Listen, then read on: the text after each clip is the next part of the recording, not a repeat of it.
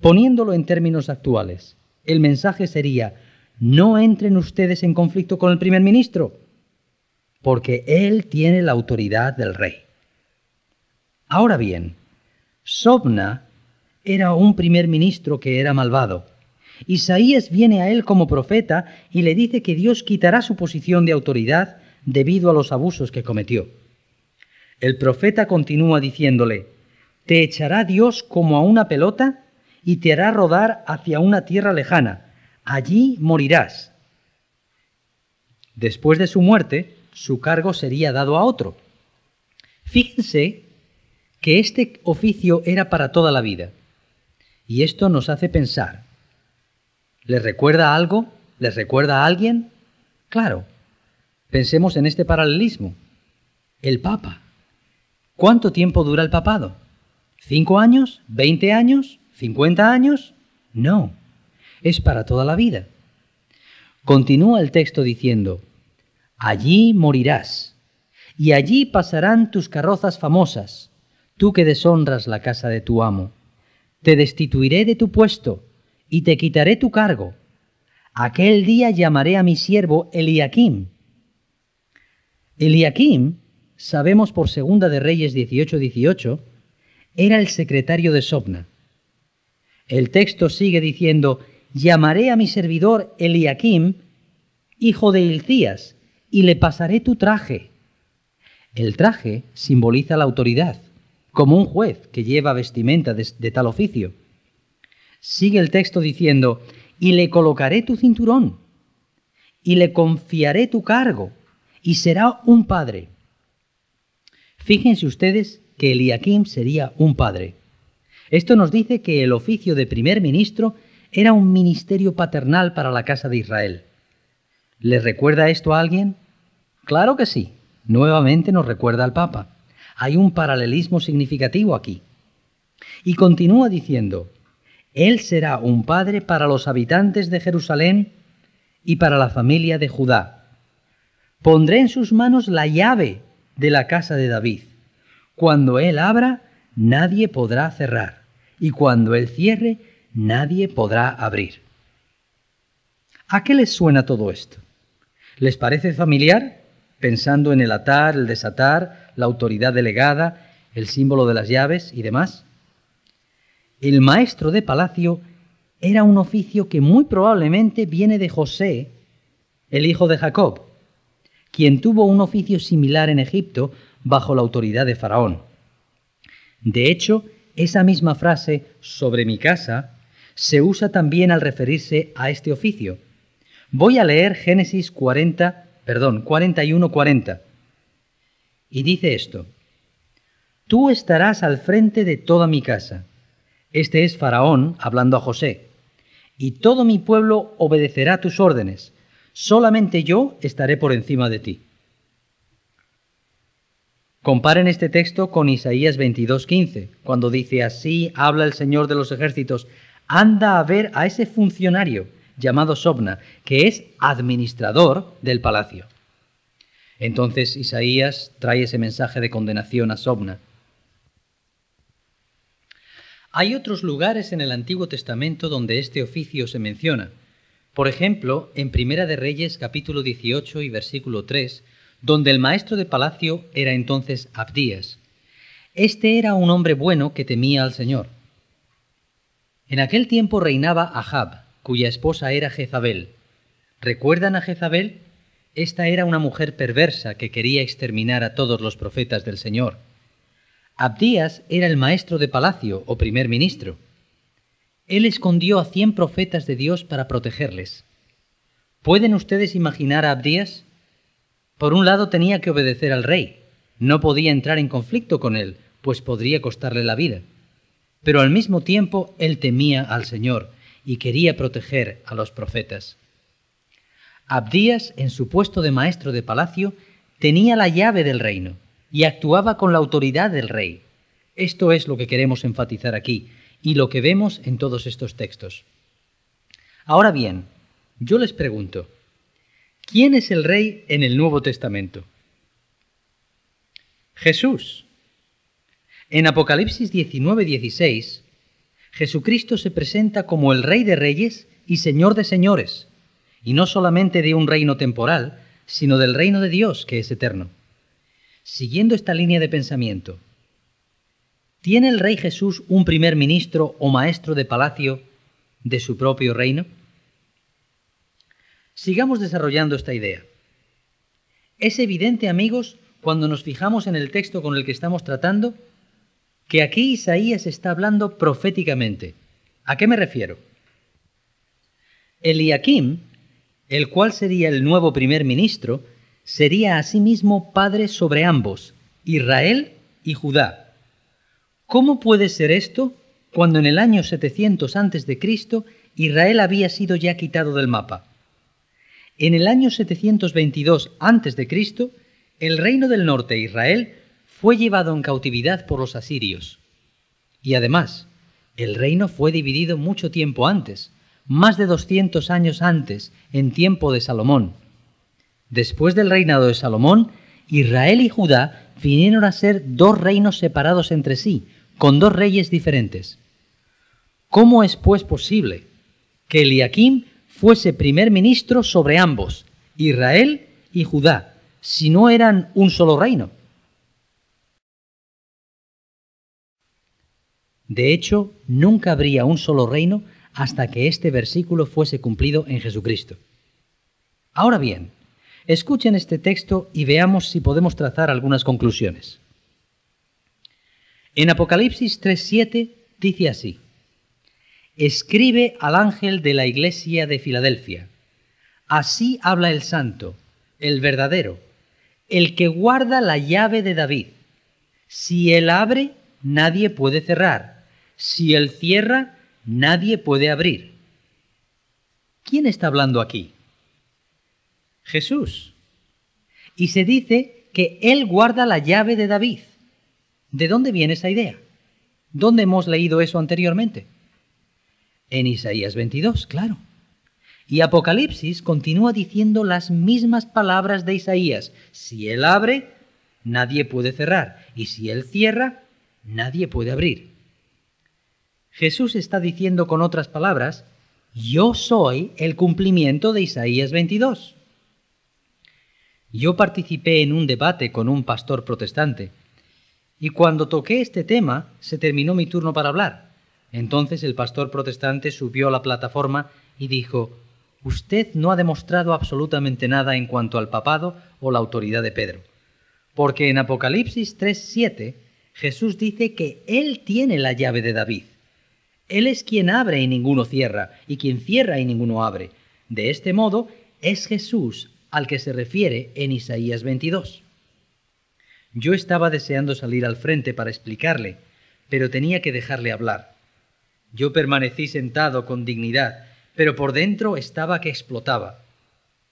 Cuando me levanté para hablar en mi turno, dije: «Por supuesto que Jesús tiene la llave de la casa de David.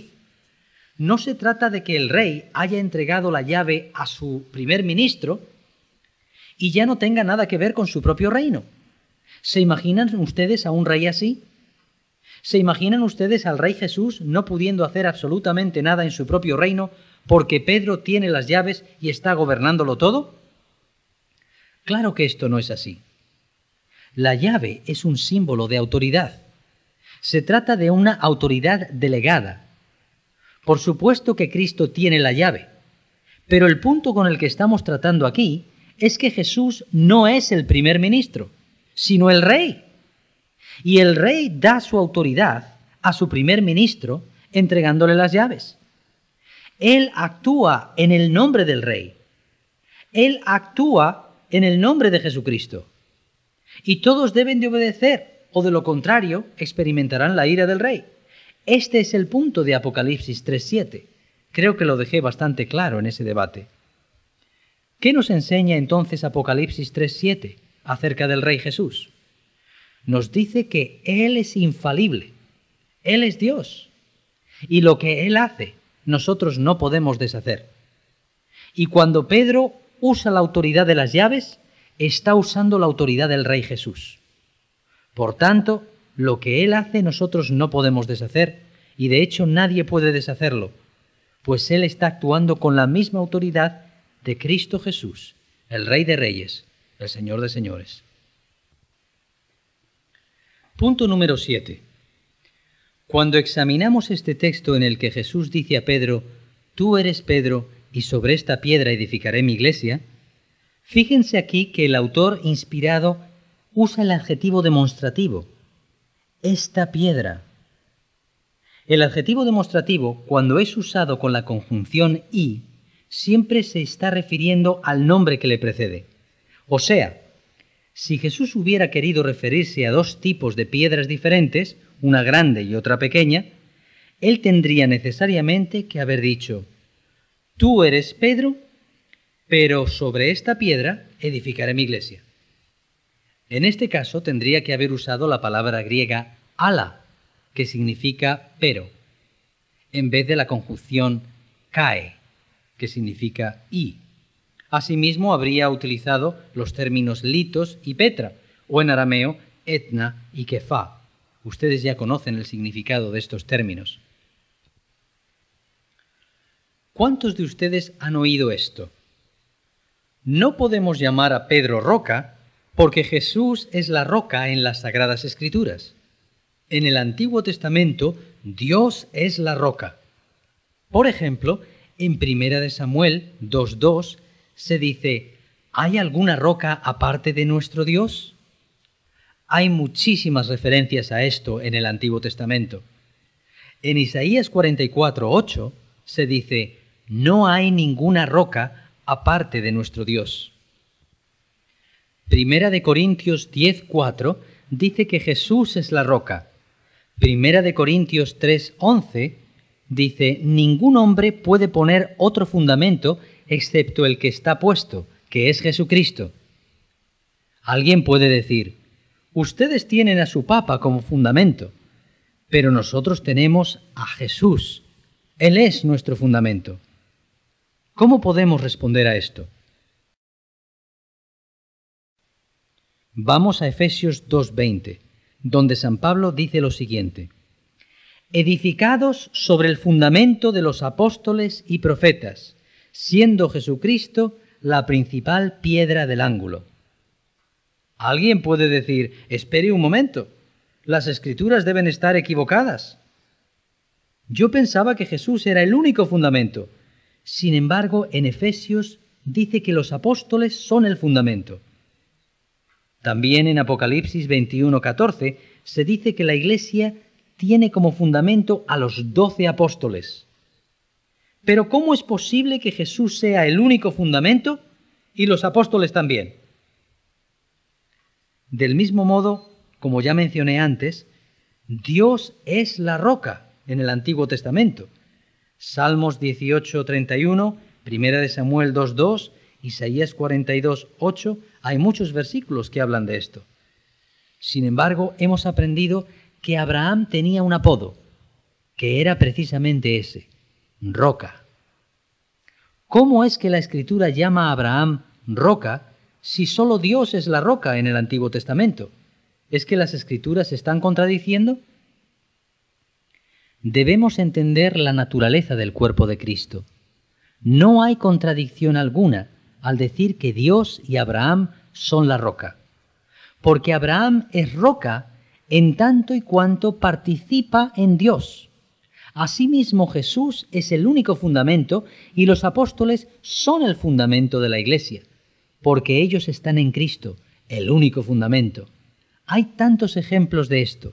Voy a mencionar unos cuantos. La Escritura dice cosas como esta, en Mateo 23:9.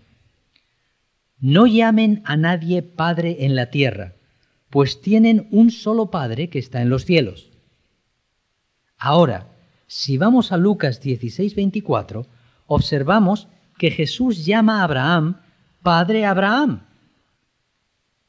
En Romanos 4, del 1 al 18, San Pablo menciona 6 veces a Abraham como Padre Abraham. En Hechos 7, 1 al 2, San Esteban llama a los ancianos de Jerusalén padres en 2 ocasiones distintas. En 1 de Juan, capítulo 2, versículo 13, Juan llama a los ancianos de Éfeso padres. En 1 Corintios 4, 14 al 15, San Pablo dice: aunque tengan ustedes 10.000 instructores en el Señor Jesucristo, no tienen muchos padres. Pero en Cristo Jesús yo les engendré por medio del Evangelio. O sea, que está diciéndoles que Él vino a ser su Padre. En 1 de Timoteo 1:2, Pablo llama a Timoteo mi hijo en la fe. En 2 de Timoteo 1:2 le llama mi querido hijo o mi hijo amado. En Tito 1:4 llama a Tito verdadero hijo en la fe. Pablo fue quien ordenó al servicio a Dios a Timoteo y a Tito, y les llama hijos, lo cual significa que él era su padre. La clave para entender esto se encuentra en Efesios 3, 14 al 15, donde la Escritura dice lo siguiente: doblo mis rodillas ante el Padre, de quien toma nombre toda familia en los cielos y en la tierra. No hay contradicción. Toda paternidad, bien sea biológica o espiritual, se deriva del Padre, de Dios. Abraham, San Pablo, los ancianos de Israel, etc., son padres, porque participan de la paternidad de Dios. Y siguiendo esta línea de pensamiento, no hay ninguna contradicción al decir que Pedro y Jesús son la roca. La rocosidad de Pedro se deriva de Cristo, la roca. Las Escrituras están llenas de ejemplos como este. ¿Saben ustedes que Jesús es el único pastor y el único obispo? Esto es lo que nos dice 1 de Pedro 2:25. Sin embargo, tenemos muchos pastores. La palabra en griego poimenoi se repite por todas partes en el Nuevo Testamento. Por ejemplo, en Efesios 4:11, cuando se mencionan los ministerios de la Iglesia, San Pablo dice que hay apóstoles, profetas, evangelistas, pastores y maestros. ¿Cómo puede ser entonces que Jesús sea el único pastor, si hay muchos pastores? Porque los pastores participan en el pastorado de Cristo. Asimismo, tenemos muchos obispos, pero dice la Biblia que solo Jesús es nuestro obispo.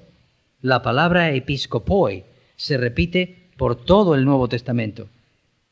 Es el mismo principio. Y lo mismo se aplica a la roca. Pedro participa de la rocosidad de Cristo. No hay contradicción alguna. Punto número 9. Fíjense en el paralelismo existente entre la pregunta del sumo sacerdote Caifás y la respuesta de Pedro a Jesús. Esto es lo que quiero decir.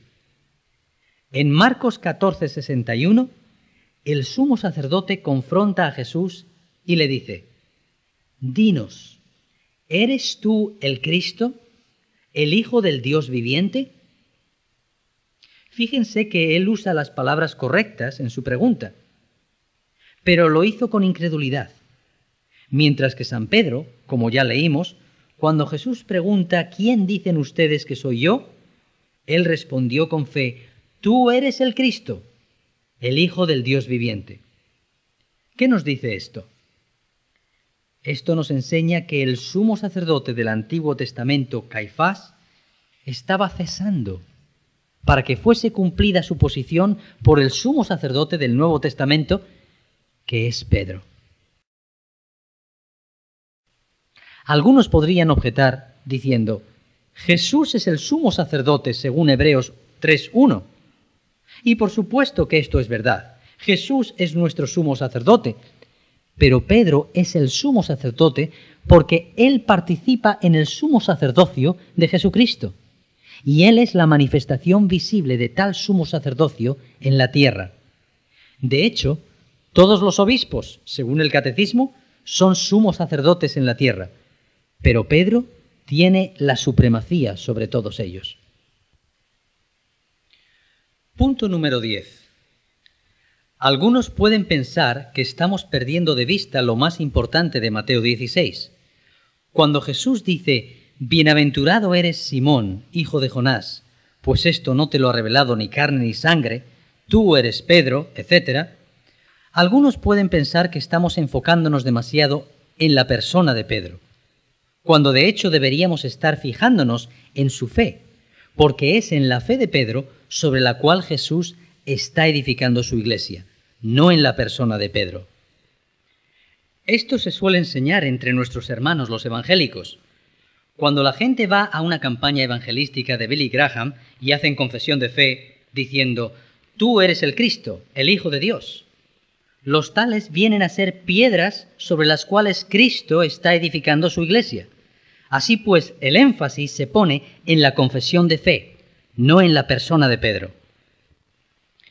Debemos tener cuidado cuando damos respuesta a este argumento, porque este argumento es parcialmente correcto. El pasaje 424 del Catecismo Católico dice así: movidos por la gracia del Espíritu Santo y atraídos por el Padre, creemos en Jesús y confesamos: tú eres el Cristo, el Hijo del Dios viviente. Sobre la roca de esta fe que San Pedro confesó, Cristo edifica su iglesia.